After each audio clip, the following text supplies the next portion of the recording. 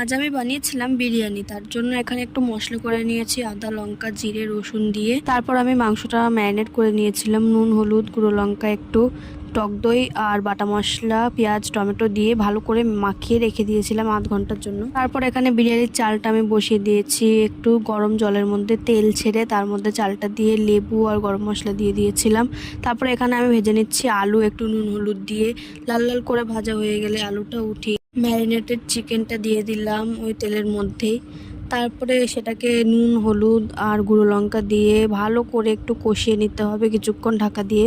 এরকম তেল ছেড়ে আসলে তার মধ্যে দিয়েছিলাম সামান্য একটু জল। তারপরে আলুগুলো দিয়ে দিয়েছিলাম, আবার একটু ঢাকা দিয়ে রেখেছিলাম সিদ্ধ হওয়া পর্যন্ত আলুটা।